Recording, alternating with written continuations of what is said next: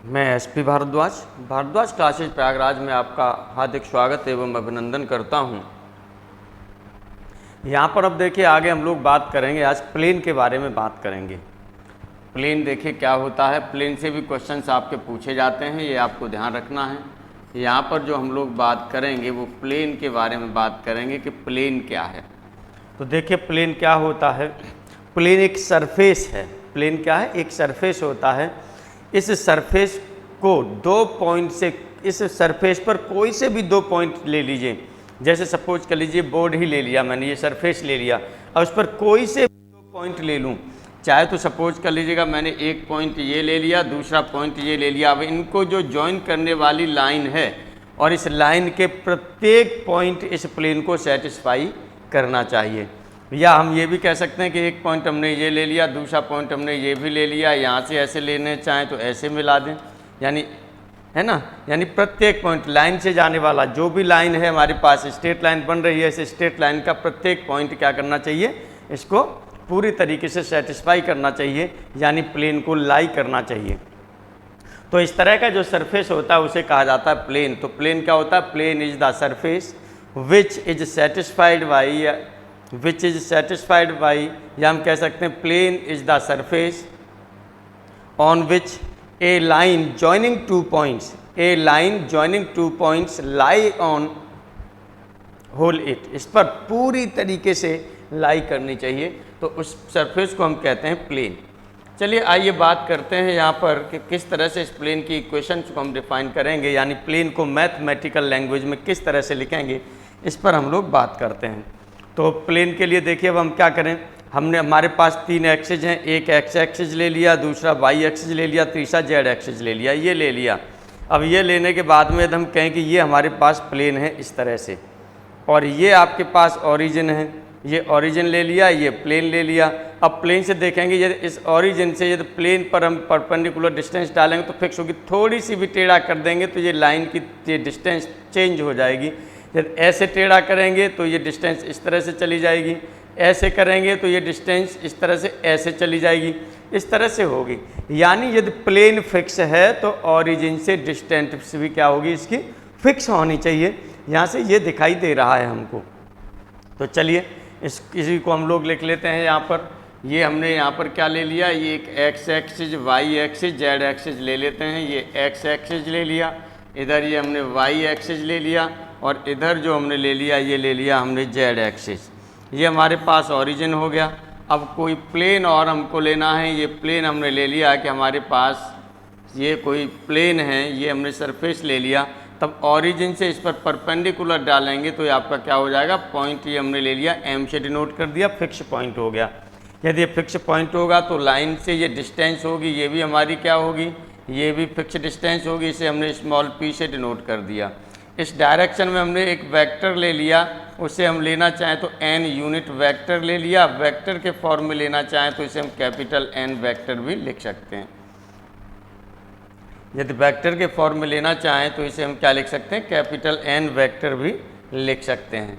चलिए वेक्टर के फॉर्म में लेंगे तो ये लेंगे, तो इनमें रिलेशन क्या होगा, फिर इनमें रिलेशन ये होगा कि n यूनिट वेक्टर में किसी एक स्केलर का हम मल्टीप्लाई कर देंगे तो हमको क्या मिलने लगेगा, वेक्टर मिलने लगेगा। ये चीज़ हमको यहाँ पर मिल जाएगी। चलिए बात करते हैं यहाँ पर और आगे, यहाँ पर हम लोग और आगे बात करते हैं। अब यहाँ पर चूँकि हमने क्या कहा है, हमने कहा है या प्लेन की डेफिनेशन में आपने क्या पढ़ा कि ये कोई सरफेस होता है, एक सरफेस है और इसको स्ट्रेट लाइन सेटिस्फाई करेगी। स्ट्रेट लाइन सेटिस्फाई करने का मतलब स्ट्रेट लाइन पर एक तो गिवन पॉइंट होता है, तो गिवन पॉइंट की तरह से आपने मान लिया ये पॉइंट ले लिया, और क्या होता है मेन चीज़, जो किसी पॉइंट का लोकस होता है स्ट्रेट लाइन किसी पर्टिकुलर डायरेक्शन में। यदि किसी पर्टिकुलर डायरेक्शन में लोकस होता है तो इसका मतलब इस प्लेन पर आ जाएंगे वो लोकस। और हम लेना चाहें तो और हम क्या कर सकते हैं, हम ये भी कर सकते हैं कि लोकस जैसे हमने ये ले लिया, ये स्ट्रेट लाइन हो गई, ये स्ट्रेट लाइन होगी, कोई पॉइंट ये हो गया, इसका एनी पॉइंट का लोकस ऐसे लेते चले जा रहे हैं, ऐसे होगा तो ऐसे लेते चले जा रहे हैं, ऐसे होगा ऐसे लेते चले जा रहे हैं। इसका मतलब ये है कि एनी पॉइंट इस प्लेन पर कहीं भी हो सकता है। इसका मतलब ये है कि एनी पॉइंट इस प्लेन पर कहीं भी हो सकता है। लेकिन यदि इसकी परपेंडिकुलर डिस्टेंस देखेगा, ये है यहाँ से यहाँ से ये परपेंडिकुलर डिस्टेंस हम लोग ले लेते हैं, ये इस तरह से परपेंडिकुलर डिस्टेंस मैंने, ये प्लेन है हमारा, ये प्लेन है, प्लेन से ये परपेंडिकुलर डिस्टेंस ले ली है। यदि यहाँ पर देखेगा हम पॉइंट यहाँ ले लेंगे तब भी ये लाइन के परपेंडिकुलर होगा, यहाँ पॉइंट ले लेंगे तो ये लाइन इस लाइन के परपेंडिकुलर होगा, एनी पॉइंट यहाँ ले लेंगे तो ये लाइन इसके परपेंडिकुलर होगी, यहाँ ले लेंगे तो ये लाइन इसके परपेंडिकुलर होगी। यानी एनी पॉइंट हम इस प्लेन पर कहीं भी लेंगे वो OM लाइन के क्या होगा, परपेंडिकुलर होगा। तो चलिए ये पॉइंट हमने ले लिया कि कोई पॉइंट हमने एनी पॉइंट के फॉर्म में क्या ले लिया, P पॉइंट ले लिया, एनी पॉइंट के फॉर्म में हमने P पॉइंट ले लिया, ये P पॉइंट ले लिया। इसे यदि कार्टेशियन फॉर्म में लिखना चाहें तो x y z लिखा जा सकता है, यही एनी पॉइंट होगा यानी मूवेबल पॉइंट होगा। अब इसको हमें किससे मिलाएं, ओरिजिन से मिला दें, ओरिजिन से मिलाएंगे तो इसे हम किससे डिनोट करते हैं, r वेक्टर से डिनोट करते हैं। r वेक्टर का मतलब हो जाएगा xi plus by J plus Z के, ये हो जाएगा। फिर यहाँ पर हम वही बात करेंगे, मैथमेटिक्स क्या कहता है, मैथमेटिक्स कहता है हम सच लिखेंगे, सच के सिवा कुछ नहीं लिखेंगे। तो वही सच्चाई हम लोगों को ढूंढ लेनी है। सच्चाई क्या है, सच्चाई यहाँ पर यह है कि जो OM डिस्टेंस है ये कैसी है, कांस्टेंट है। सच्चाई ये है कि जो OM है हमारे पास, ये OM है, ये कैसा है, कांस्टेंट है, ये कांस्टेंट है और किसके बराबर है, स्मॉल p के बराबर है। तो स्मॉल p आपने लिख दिया। अब यहाँ पर आपका क्या होगा, OM ये देखेंगे तो क्या हो रहा है, ये OM यहाँ से देखेंगे OP का प्रोजेक्शन हो रहा है n यूनिट वेक्टर पर या n वेक्टर पर प्रोजेक्शन हो रहा है, ये प्रोजेक्शन है। तो OM को हम लिख सकते हैं प्रोजेक्शन ऑफ OP यानी R on n unit vector, ऐसे भी इसे लिखा जा सकता है। तो OM को लिखा जा सकता है, ये प्रोजेक्शन के बारे में हमने आपको बता ही चुके हैं, projection of R vector on हो जाएगा n unit vector equal to हो गया ये स्मॉल p हो गया। यहाँ से बात करें तो प्रोजेक्शन को आपने क्या लिखा है, ये लिखा है आपने R dot n equal to हो जाएगा p, ये आपका हो गया, यही है आपका प्लेन। इसे क्या बोला जाता है, ये बोला जाता है plane in normal form, normal form में बोला जाता है, इसको प्लेन की इक्वेशन बोली जाती है। तो ये आपका जो होता है ये है आपका प्लेन या नॉर्मल इक्वेशन ऑफ प्लेन, इस तरह से लिख दीजिए, नॉर्मल इक्वेशन ऑफ प्लेन ऐसे लिख देते हैं।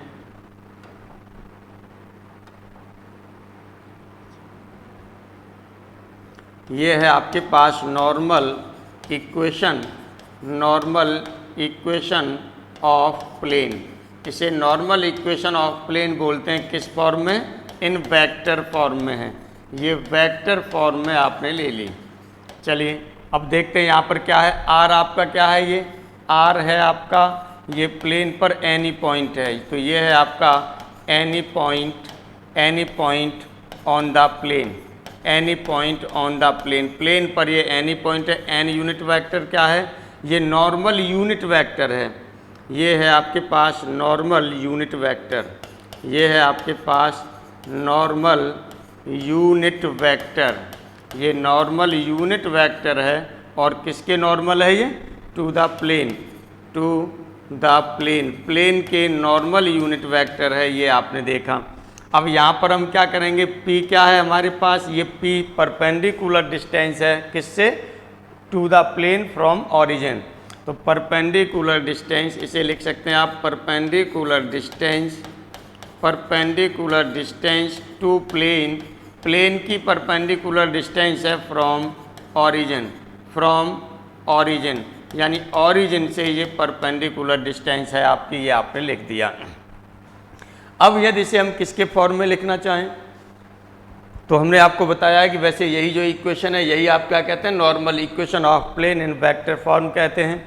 अब यहाँ पर यदि हम और भी यदि कुछ लिखना चाहें तो आप आराम से लिख सकते हैं, इसे कार्टेशियन फॉर्म में आप लिख सकते हैं। यहाँ से कार्टेशियन फॉर्म के लिए आप क्या करेंगे, R की वैल्यू आपने क्या ले ली, R की वैल्यू हमने ले ली xi प्लस वाई जे प्लस जेड के, यानी x y z डॉट किसके साथ वेक्टर होगा, n यूनिट वेक्टर।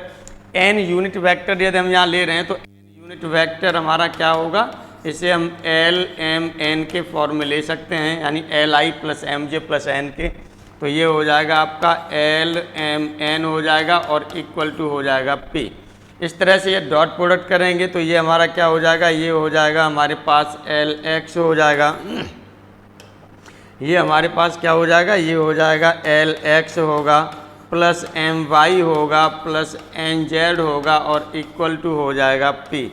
और ध्यान रखिएगा जो पी है यहाँ पर, ये पी कैसा पॉजिटिव है, पी आपका कैसा पॉजिटिव है, ये ध्यान रखना, इसकी वैल्यू ऑलवेज पॉजिटिव होगी। तो यहाँ पर अब आपका क्या है, ये भी आपका क्या होगा प्लेन है, ये है क्या है नॉर्मल इक्वेशन ऑफ प्लेन, इसको भी बोलेंगे किस फॉर्म में है, ये कार्टेशियन फॉर्म में है, तो इसे हम बोलेंगे नॉर्मल इक्वेशन, ये है normal equation of plane, normal equation of plane in Cartesian form, in Cartesian form, ये कार्टेशियन फॉर्म में प्लेन की क्या है इक्वेशन है।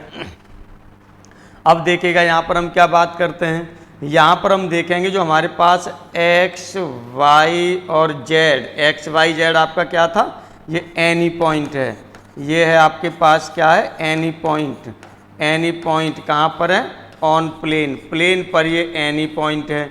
और ये आपके पास एल एम एन ये क्या है, ये आप देख रहे हैं ये डायरेक्शन कोसाइंस हैं, direction cosines of normal, normal के डायरेक्शंस कोसाइन है टू द प्लेन, यानी प्लेन के नॉर्मल के डायरेक्शन कोसाइन है। ये आपके पास पी आपके पास क्या था, ये परपेंडिकुलर डिस्टेंस है, ये आपके पास क्या है perpendicular distance of plane, plane की परपेंडिकुलर डिस्टेंस है फ्रॉम ऑरिजिन, ऑरिजिन से प्लेन की क्या हो गई है परपेंडिकुलर डिस्टेंस हो गई। इस तरह से ये जो बोली जाती है फॉर्म, ये आपकी क्या बोली जाती है नॉर्मल फॉर्म बोली जाती है। अब इसमें थोड़ा सा हम चेंजिंग कर दें, क्योंकि यहाँ पर यूनिट वेक्टर लिया है, यदि इसे हम वेक्टर के फॉर्म में कन्वर्ट कर दें, यानी जो ये इक्वेशन हमारे पास यहाँ पर हो रही है, इसे चलिए हम यहाँ पर फर्स्ट इक्वेशन ये ले लेते हैं, यहाँ पर आप चाहें तो इसे सेकंड इक्वेशन के नाम से ले लीजिए। तो फर्स्ट इक्वेशन में यदि इसे हम एन यूनिट वेक्टर को वेक्टर के फॉर्म में कन्वर्ट करें तो हमें क्या करना पड़ेगा, यहाँ पर किसी इसमें मल्टीप्लाई करना पड़ेगा, किसी से मल्टीप्लाई करना पड़ेगा कांस्टेंट से। तो चलिए हम लैम्डा से यहाँ पर क्या कर देते हैं मल्टीप्लाई कर देते हैं, लैम्डा से मल्टीप्लाई कर देते हैं, तब फ्रॉम फर्स्ट आपका क्या आएगा, लैम्डा से हमने यहाँ मल्टीप्लाई कर दिया। तो यहाँ पर चलिए हम लोग ले लेते हैं पहले इक्वेशन, जो यहाँ पर हम लेंगे वो यहाँ पर लेंगे from equation first, from equation first, first equation से हमने ले लिया, ये क्या ले लिया हमने ले लिया आर डॉट, ये हो जाएगा lambda N unit vector equal to ये हो जाएगा लैम्डा पी, ये लैम्डा पी हो गया। अब यहाँ से देखेंगे तो लैम्डा पी, अब इसे हम इधर ट्रांसफ़र करके लाएं, इसको हम इसकी जगह पर एक वेक्टर लिख सकते हैं, तो ये हमने लिख दिया यहाँ पर आर डॉट एन वेक्टर, ये हमने लिख दिया, और ये प्लस इसे हमने लिख दिया D equal to zero, D equal to हमने क्या लिख दिया जीरो लिख दिया, ये लिख दिया। अब यहाँ पर देखिएगा जो इस इक्वेशन को कहते हैं, इसे कहते हैं इक्वेशन ऑफ, ये आपका क्या हो जाएगा, ये होती है general equation of plane, general equation of plane, ये जनरल इक्वेशन ऑफ प्लेन होता है। और किस में है ये इन वेक्टर फॉर्म, ये वेक्टर फॉर्म में है, इसे कार्टेशियन फॉर्म में अभी हम लोग कन्वर्ट करेंगे, ये वेक्टर फॉर्म में है। लेकिन वेयर, यहाँ पर ध्यान दीजिएगा, आपके पास जो है यहाँ आपके पास क्या है वेयर, ये लेमडा एन यूनिट वेक्टर जो आपने लिया है, जो एन वेक्टर लिया है, ये लेमडा एन यूनिट वेक्टर ले लिया है, और जो डी लिया है ये डी किसके बराबर होगा, ये होगा माइनस लेमडा पी, और यदि इसे लिखना चाहें तो डी जो हो रहा है ये प्रोपोर्शनल टू क्या हो रहा है पी हो रहा है, यानी ये प्रोपोर्शनल डिस्टेंस हो जाएगी, ये प्रोपोर्शनल डिस्टेंस हो जाएगी। तो चलिए यहाँ पर आर आपका क्या होगा, आर आपका क्या होगा, आर जो आपका होगा ये होगा आपके पास एनी पॉइंट, आर आपका क्या है ये any point on plane, plane पर ये कोई पॉइंट है आपका। एन आपका क्या है, एन आपके पास है ये है नॉर्मल, ये है नॉर्मल वेक्टर, ये है normal vector to the plane, normal vector to the plane, ये प्लेन के नॉर्मल वेक्टर है, यानी प्लेन ऐसे था तो इसके परपेंडिकुलर है ये ऐसे, ये है नॉर्मल वेक्टर। और अब डी आपके पास क्या है, ये डी है, ये आपके पास कौन सी है प्रोपोर्शनल डिस्टेंस है, ये डी आपके पास है वो क्या है प्रोपोर्शनल डिस्टेंस, ये है आपके पास प्रोपोर्शनल डिस्टेंस है। ये कहाँ से प्रोपोर्शनल डिस्टेंस है? टू द प्लेन, प्लेन की डिस्टेंस है ये टू द प्लेन। कहाँ से? From origin, from origin, origin से है ये। चलिए, उम्मीद करता हूँ कि अब आपकी बात क्लियर हो गई होगी कि कैसे कैसे क्या है। इसको अब क्या करना है आपको, इसको जो आपको लिखना है, अब इसको जो लिखना है वो किस में? कार्टेशियन फॉर्म में लिखना है। तो कार्टेशियन फॉर्म के लिए चलिए आ जाइए, इसे इक्वेशन लिख दीजिएगा कोई। ये इक्वेशन आपकी थर्ड लिख दी हमने। अब यही थर्ड में हम क्या करेंगे, कार्टेशियन फॉर्म की बात करते हैं। तो आर को हम क्या लिखेंगे? आर को लिखेंगे तो ये हो जाएगा हमारे पास x, y, z, ये हो गया। और डॉट, अब n की हम बात कर रहे हैं, n वेक्टर, पहले l, m, n हमने DCS लिया था, अब n वेक्टर है। वेक्टर है तो हमारे क्या होंगे? DRS होंगे। DRS को हम ABC से डिनोट कर दें, DRS को हम क्या करें? ABC से डिनोट कर दें। तो चलिए इसको हम लोग लिख देते हैं ABC, और ये प्लस है आपका D इक्वल टू हो गया 0। इस तरह से डॉट प्रोडक्ट करेंगे तो ये कितना हो जाएगा? ये होगा आपके पास AX हो जाएगा प्लस BY हो जाएगा प्लस CZ होगा प्लस D इक्वल टू 0। जो ये इक्वेशन निकल के आई, ये फर्स्ट डिग्री की इक्वेशन है। ध्यान दीजिएगा, इक्वेशन का है, ये फर्स्ट डिग्री की इक्वेशन है 3 वेरिएबल्स के फॉर्म में। तो ये जो इक्वेशन होती है, जो फर्स्ट डिग्री की इक्वेशन होगी, यही आपकी क्या होगी? प्लेन होगी। तो ध्यान रखिएगा, फर्स्ट डिग्री की इक्वेशन क्या होती है? प्लेन होती है 3 डायमेंशन स्पेस में। और इसे हम क्या बोलते हैं? ये जो होगा, ये होगी आपके पास general equation, general equation of plane, of plane. किस फॉर्म में है ये? In Cartesian form. ये है आपके पास in Cartesian form, in Cartesian form में है। अब देखिएगा, यहाँ पर हम लोग बात करेंगे, यहाँ पर क्या क्या चीज़ है ये भी नोट कर लीजिए।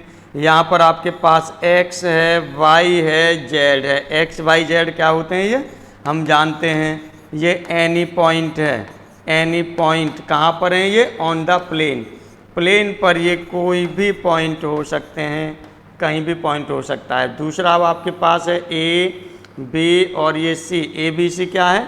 ये DRS हो रहे हैं आपके, DRS ऑफ नॉर्मल, ये नॉर्मल के DRS हैं, DRS of normal to the plane, यानी प्लेन के नॉर्मल के ये क्या हो गए? DRS हो गए। D अब आपके पास क्या है? D वही प्रोपोर्शनल डिस्टेंस होगी, तो D को भी लिख दीजिए। ये हो जाएगी आपके पास D है, ये है प्रोपोर्शनल डिस्टेंस, ये है आपके पास proportional distance to the plane, to the plane from origin, to the plane from origin. ये ऑरिजिन से हमारे पास क्या हो गई? पर ये जो है डिस्टेंस हो गई ऑरिजिन से। ये हमारी डिपेंडेंट हम कह सकते हैं, डिपेंडेंट कह सकते हैं, या प्रोपोर्शनल डिस्टेंस भी इसको कह सकते हैं। मैंने आपको बताया था कि जो DRS होते हैं इनको प्रोपोर्शनल नंबर्स भी बोला जाता है। मैंने आपसे कहा था कि जो DRS होते हैं इनको क्या बोला जाता है? प्रोपोर्शनल नंबर्स भी बोला जाता है। ये भी आप लोगों को ध्यान में रखना है।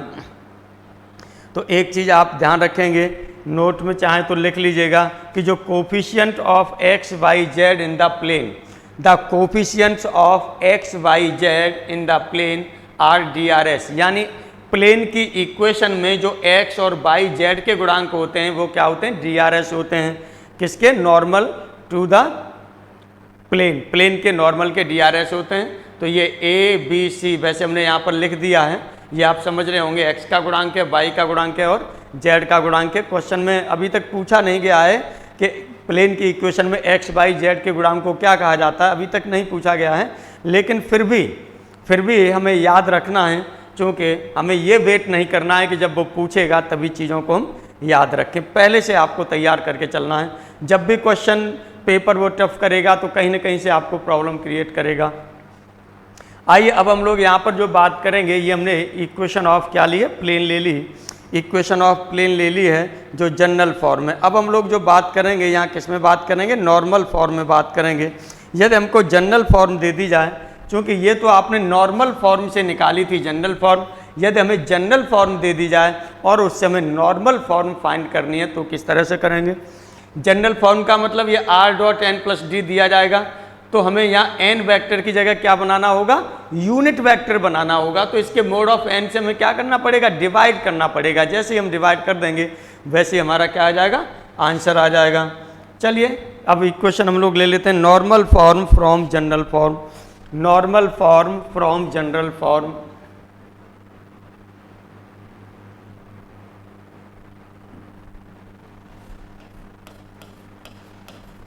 नॉर्मल फॉर्म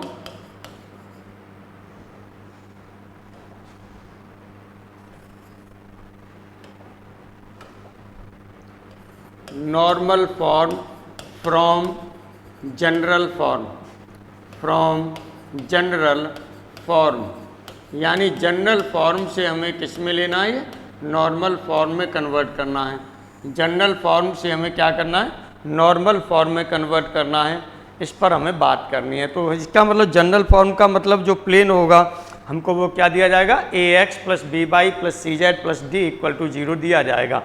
या हम इसे चलिए पहले लिख लेते हैं, वेक्टर फॉर्म में लिखते हैं। तो ये हमारा हो जाएगा r dot N plus D equal to 0। और यदि इसे हम वेक्टर फॉर्म, ये वेक्टर फॉर्म में लिख दिया, यदि इसे हम कार्टेशियन फॉर्म में लिखेंगे तो ये हमारे पास होगा ax plus B Y plus C Z plus D equal to 0। ध्यान रखिएगा फर्स्ट डिग्री की जो इक्वेशन होती है ना, फर्स्ट डिग्री की जो इक्वेशन होती है 3 डायमेंशन स्पेस में, फर्स्ट डिग्री की जो इक्वेशन होती है वो किसको शो करती है, प्लेन को शो करती है, प्लेन को शो करती है। अभी हम कोऑर्डिनेट्स प्लेन और इन सब के बारे में, पैरेलल प्लेन, एक्स एक्सिस के पैरेलल प्लेन्स, इसके बारे में बात करेंगे। लेकिन पहले हम लोग बात कर रहे हैं जो चीज़ें जहाँ से निकली हैं वहाँ पर सीक्वेंशली हम लोग बात कर रहे हैं।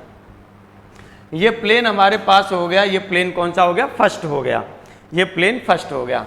अब देखिएगा हमें कहाँ ले जाना है, ये हमारे पास जनरल इक्वेशन है, हमको इसे किस में कन्वर्ट करना है, इसे हमें जो कन्वर्ट करना है वो हमें कन्वर्ट करना है नॉर्मल इक्वेशन में। नॉर्मल का मतलब हमें क्या चाहिए, यहाँ पर यूनिट वेक्टर चाहिए। यहाँ पर ये आपका नॉर्मल वेक्टर था, यहाँ पर A B C D R S हैं। जब हम इसे किस में बात करते हैं, इसमें हम इसे कन्वर्ट करेंगे, नॉर्मल फॉर्म में कन्वर्ट करेंगे तो यहाँ यूनिट वेक्टर लेंगे और यहाँ पर लेंगे तो DCS लेंगे। DCS लेने के लिए हमें क्या करना पड़ेगा, अंडर रूट में a square plus B square plus C square से डिवाइड कर देंगे, तभी तो हमें DCS मिल जाएगा। तो यही चीज़ आपको यहाँ करनी है और कुछ नहीं करनी, बहुत आसान है, कोई दिक्कत वाली बात नहीं है। तो चलिए यहाँ पर हम लोग लिख लेते हैं, क्या करेंगे, यहाँ से हम कर देते हैं। चलिए ये हो जाएगा यहाँ से r और डॉट ये हो जाएगा n और इक्वल टू पहले हमने लिख दिया माइनस d। और यदि इसे हम करना चाहेंगे तो d को उधर ट्रांसफ़र करेंगे तो ये हो जाएगा ax plus B Y plus C Z equal to हो जाएगा माइनस डी। देखिए ये कार्टेशियन अप्रोच लेके चल रहे हैं, ये वेक्टर अप्रोच लेकर के चल रहे हैं। इधर साइड में वेक्टर अप्रोच है, इस साइड में आपकी कार्टेशियन अप्रोच है। लेकिन आप यदि इसे कन्वर्ट करेंगे तो यही निकल के आएगा साथ ही साथ में। यदि आप कन्वर्ट करेंगे तो वेक्टर से कार्टेशियन में कन्वर्ट करेंगे तो वही निकल के आएगा। और ये मैंने आपको बता दिया, जैसे r डॉट एन आपकी यही वैल्यू निकल के आ रही थी, डी को उधर ट्रांसफ़र कर दिया है। अब यहाँ पर हमें क्या करना है, यूनिट वेक्टर बनाना है। तो यूनिट वेक्टर बनाने के लिए हमें क्या करना पड़ेगा, यहाँ से डिवाइड करना पड़ेगा, डिवाइड करना पड़ेगा। तो डिवाइड के लिए भी आप लोग यहाँ पर ध्यान रखेंगे, क्योंकि यहाँ पर जो d है ये d नेगेटिव भी हो सकता है और d पॉजिटिव भी हो सकता है। हमने आपको बताया है कि जो p होगा, जो परपेंडिकुलर डिस्टेंस थी ओरिजिन से, वो हमेशा p रखनी है, ये ध्यान रखिएगा। अभी तक एग्जाम में क्वेश्चन इस पर पूछा नहीं गया है, लेकिन इसका मतलब ये नहीं है कि पूछा नहीं जा सकता, बिल्कुल पूछा जा सकता है। आपको अच्छे से तैयार करके रखना है, आपको अच्छे से तैयार करके रखना है। चलिए अब हम लोग यहाँ पर बात करते हैं, यहाँ पर हम क्या बात करेंगे, यहाँ पर हम लोग ले लेते हैं कि केस फर्स्ट, हमने डी एक बार नेगेटिव ले लें और एक डी बार क्या ले लें, पॉजिटिव ले लें। तो चलिए केस फर्स्ट यहाँ पर ले लिया, केस फर्स्ट हमने ले लिया और केस फर्स्ट में हमने डी एक बार पॉजिटिव ले लें और एक बार क्या ले लें, नेगेटिव ले लें। तो चलिए हमने यहाँ पर ले लेते हैं इफ़ डी इक्वल टू हमने ले ली नेगेटिव। यदि नेगेटिव लेंगे, डी की वैल्यू नेगेटिव होगी तो इधर ये पॉजिटिव मिल जाएगा, इधर ये आपका पॉजिटिव मिल जाएगा, है ना। तब इसका मतलब ये है कि हमें इधर साइड में जो चाहिए वो पॉजिटिव चाहिए। डी की वैल्यू नेगेटिव है, नेगेटिव पहले से लगा तो पॉजिटिव हो जाएगा। तो इस केस में अब हमें जो डिवाइड यहाँ पर करना होगा देन, तब देखिए यहाँ पर क्या करेंगे, देन तब आप क्या करेंगे, ये हो जाएगा, यहाँ से आप लेंगे r और ये हो जाएगा dot N vector upon N लिख दिया और इक्वल टू माइनस, और ये हो जाएगा डी अपॉन एन वेक्टर आपने लिख दिया या इसका मोड ले लिया। चलिए दोनों साइड में ही हमने मोड लेके लगा दिया एन वेक्टर का, ये ले लिया।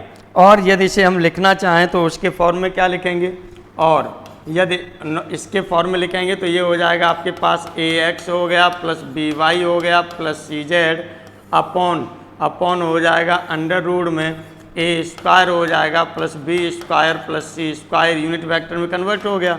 ये हो जाएगा माइनस डी अपॉन, अब अंडर रूट में हो जाएगा A square plus B square plus C square, A square plus B square plus C square, ये वैल्यू हो गई। अब ये वैल्यू देखिए पॉजिटिव होगी और पॉजिटिव ही हमको चाहिए, तो इस तरह से यहाँ से यदि आप इस वैल्यू को लिखना चाहें तो p की वैल्यू आराम से लिख सकते हैं, या लिखना चाहें तो आप यहाँ पर ले सकते हैं वेयर, यदि यहाँ पर लेना चाहें तो आप लिख सकते हैं, क्या लिखेंगे, where N unit vector equal to हो गया माइनस डी अपॉन, और ये हो जाएगा मोड ऑफ एन, ये आपको ध्यान रखना है, ये हो गया। वहीं पर यदि DCS की हम बात करेंगे, यदि हम यहाँ पर DCS की बात करेंगे, और हमने बताया था यूनिट वेक्टर का मतलब DCS भी होता है, तो यदि यहाँ पर हम DCS की बात करेंगे तो DCS आपका क्या हो जाएगा, ये होगा a अपॉन अंडर रूट में हो जाएगा A square plus B square plus C square होगा, कॉमा दूसरा आपका क्या होगा b अपॉन, फिर ये अंडर रूट में वही होगा आपका A square plus B square plus C square होगा, कॉमा सी अपॉन, फिर अंडर रूट में आपका वही होगा A square plus B square plus C square, ये हो गया। ये इस तरह से आपके क्या निकल आए, DCS निकल आया या यूनिट वेक्टर निकल आया। किसी भी फॉर्म में क्वेश्चन आपसे पूछ सकता है, ये ध्यान रखना है। अब एंड, चलिए इसके साथ होगा तो एंड लगा देते हैं। p की वैल्यू क्या होगी, p की वैल्यू जो होगी यहाँ पर देखिए थोड़ा सा गलती कर गए हम लोग, यहाँ पर ये p की वैल्यू लगा गए, यहाँ पर इसे चेंज कर लीजिए थोड़ा सा, यहाँ n वेक्टर आएगा आपका, ये n यूनिट वेक्टर होगा, वो n वेक्टर होगा। ये p की बात करेंगे तो p की बात हमारे पास कौन सी होगी, ये वेक्टर जो है ये वैल्यू होगी, ये p की वैल्यू होगी, तो ये आपका हो जाएगा माइनस डी अपॉन, ये हो जाएगा मोड ऑफ n, ये आपका हो जाएगा। और यदि इधर हम बात करेंगे तो p की वैल्यू जो हो जाएगी, p की वैल्यू हो जाएगी, ये आपका हो जाएगा माइनस, ये होगा minus D upon under root में हो जाएगा A square plus B square plus C square. ध्यान दीजिएगा ये क्वेश्चन इस पर पूछा जा सकता है इन फ्यूचर में, ये p वैल्यू इस पर पूछा जा सकता है। ये d नेगेटिव है, d नेगेटिव होगा, यहाँ से नेगेटिव पॉजिटिव हो जाएगा। हमने कहा p हमेशा पॉजिटिव होना चाहिए, यहाँ नेगेटिव है, d नेगेटिव होगा तो माइनस इसकी वैल्यू आएगी, माइनस प्लस हो जाएगा, तो इस तरह से p भी आपका क्या हो जाएगा, ये पॉजिटिव हो जाएगा। एक केस तो आपने ये ले लिया। अब देखिएगा अगले केस पर हम लोग क्या लेते हैं, केस सेकंड पर। यहाँ पर d आपने क्या लिया है, नेगेटिव लिया है। अगले केस पर हम लेंगे वो d पॉजिटिव लेंगे। तो चलिए केस सेकंड पर हम लोग यहाँ पर बात करते हैं, और केस सेकंड पर भी हम क्या ले लेते हैं, पॉजिटिव ले लेते हैं। अब यहाँ पर हम लोग जो बात कर रहे हैं, ये हमने बात कर रहे हैं केस सेकंड पर, और केस सेकंड में हमने कहा कि इफ़ जो d हमारे पास d की वैल्यू है, ये d की वैल्यू हमारी कैसी होनी चाहिए, पॉजिटिव होनी चाहिए, पॉजिटिव होनी चाहिए। यदि ये पॉजिटिव होगी तब क्या होगा, अब यहाँ पर आपको समझना है, कायदे से गड़बड़ी ना होने पाए इन क्वेश्चंस में। अक्सर आप लोग गड़बड़ी कर सकते हैं, इस क्वेश्चन में ध्यान रखिएगा। तब देन अब यहाँ पर देखिएगा, चूँकि आपने क्या लिया था, d यदि पॉजिटिव है तो r dot n equal to minus D लिया था। अब उस साइड में हमें पॉजिटिव रखना है तो माइनस को हमें क्या करना पड़ेगा, इधर साइड में ट्रांसफ़र करना पड़ेगा। तो ट्रांसफ़र कर दीजिए इसको, देन तब आप इसे लिख सकते हैं, r डॉट और ये लिख सकते हैं आप n वेक्टर, ये लिख सकते हैं, माइनस आप लगाएंगे यहाँ पर, ये हो जाएगा vector n upon mod of n, vector n upon आपका क्या हो जाएगा, मोड ऑफ n, इस तरह से आप लिखेंगे। और इक्वल टू अब आपका हो जाएगा d, और यदि इसे उस फॉर्म में लिखेंगे तो ये आपका क्या हो जाएगा,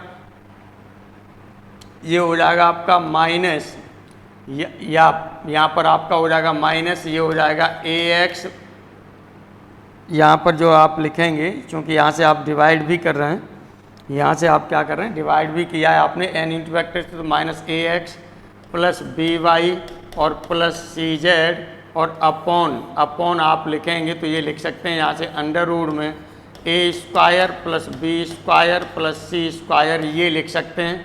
और इक्वल टू यहाँ पर भी जब आप करेंगे तो डी अपॉन आपका क्या हो जाएगा, एन होगा, ये ध्यान रखिएगा।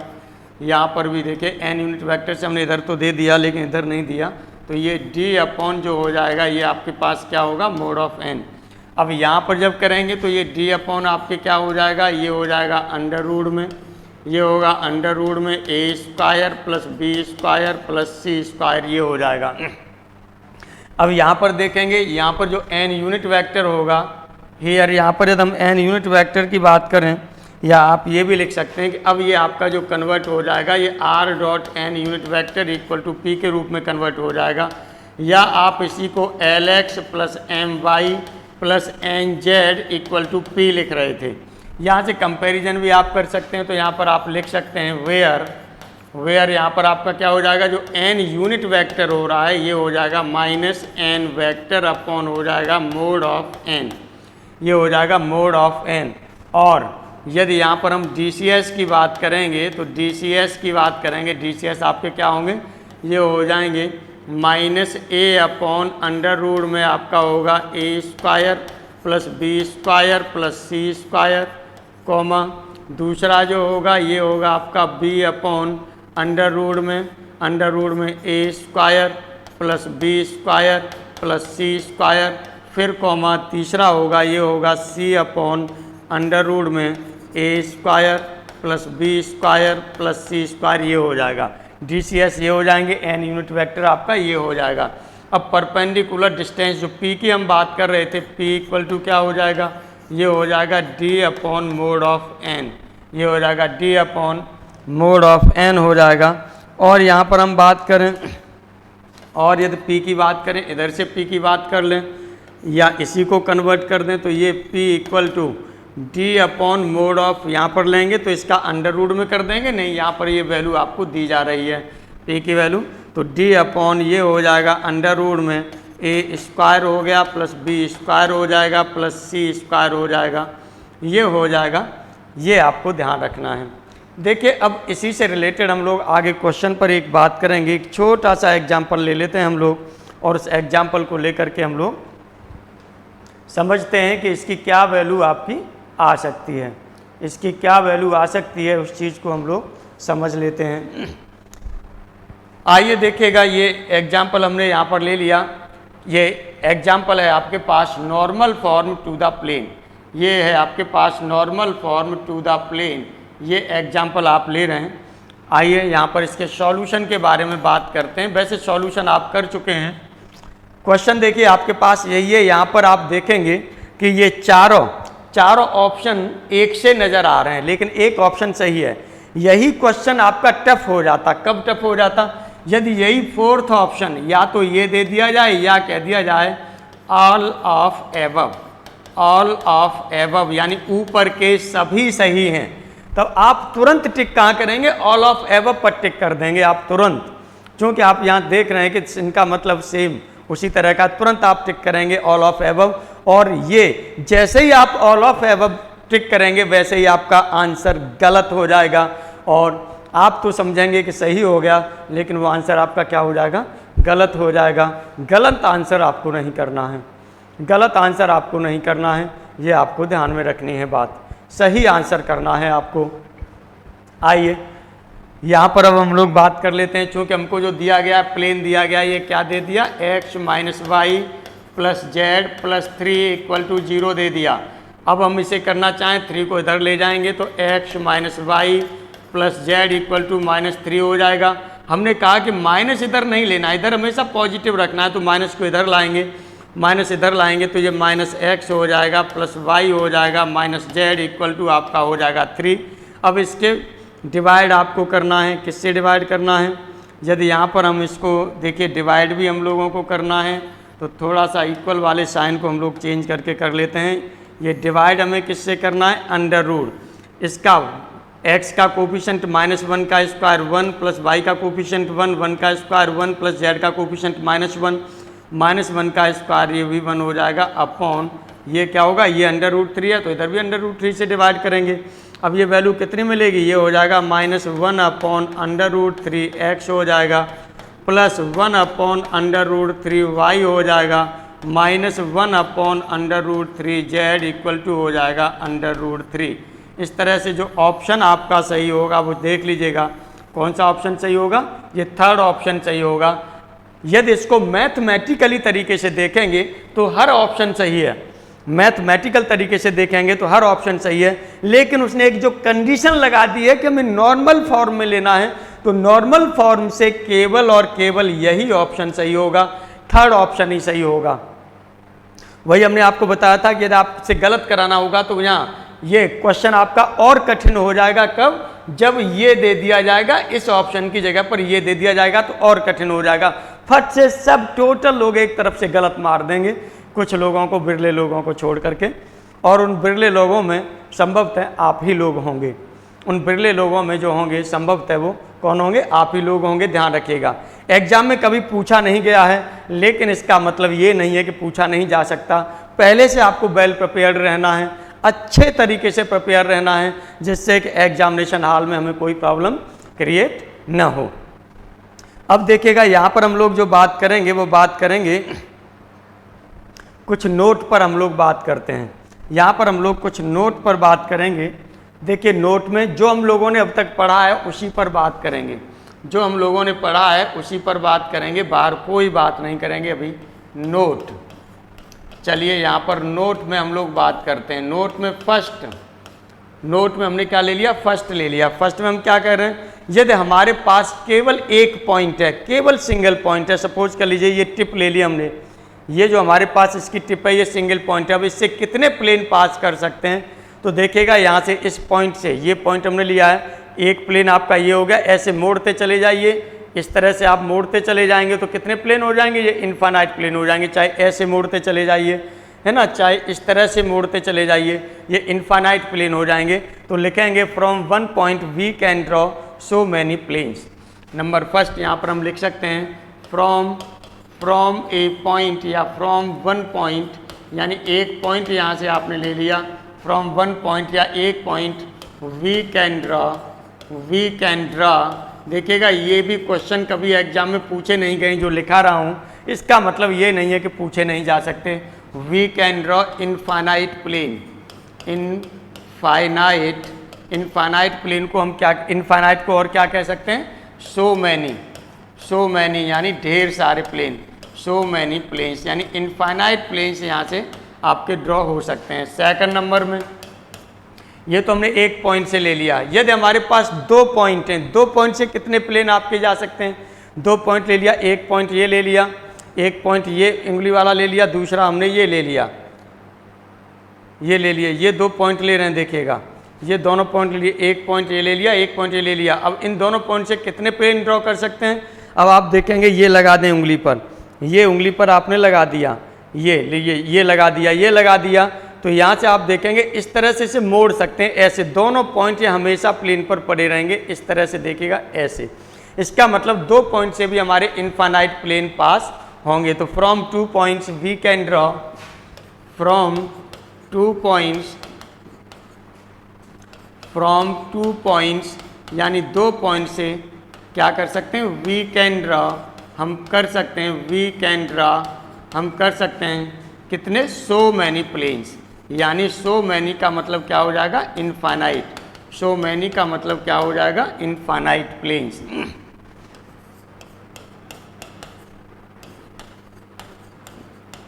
इनफाइनाइट प्लेन्स, ये इनफाइनाइट प्लेन्स हम पास कर सकते हैं। चलिए थर्ड पर हम लोग फिर बात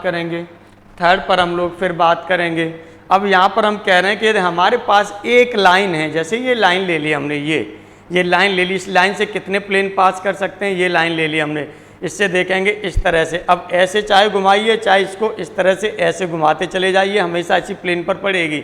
इसका मतलब एक लाइन से भी आपके इनफाइनाइट प्लेन पास कर सकते हैं। या non collinear points, more than 2 non collinear points आपके इनफाइनाइट प्लेन ही पास करेंगे, तब आप यहाँ पर लिख सकते हैं from a line we can draw, from ए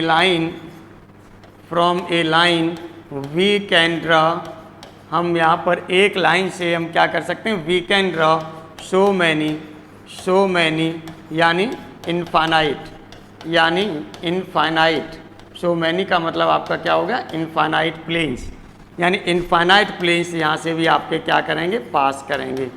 चलिए अब हम लोग यहाँ पर बात करते हैं नंबर 4 पर।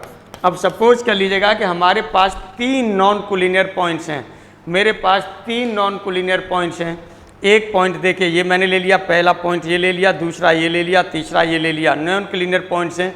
इनसे कितने प्लेन पास करेंगे, तो देखिएगा इस तरह से ले लिए 3 पॉइंट हैं, तो एक प्लेन ये हो रहा है। जैसे ही थोड़ा सा मैं ऐसे टेढ़ा करूँगा तो ये वाला पॉइंट, ये वाला पॉइंट था, ये छूट रहा है टेढ़ा करने पर थोड़ा सा भी, या ऐसे ले जाऊँगा तो देखिए ये बाहर निकल गया, इधर साइड में, इधर पार निकल गया इसके ये। तो इसका मतलब ये हो गया, यदि हम इसको थोड़ा ऐसे टेढ़ा करते हैं तो ये वाला पॉइंट, उंगली का इशारा कर रहा हूँ, ये वाला पॉइंट छूट रहा है। तो हम देखेंगे यदि 3 नॉन कोलिनियर पॉइंट्स हैं तो इनसे केवल और केवल एक ही प्लेन पास कर सकता है। 3 नॉन कोलिनियर पॉइंट से आपका क्या हो सकता है, केवल एक प्लेन पास कर सकता है। तो यहाँ पर अगला नंबर, यहाँ पर हमने क्या लिखा, from 3 non collinear points, from 3 non collinear points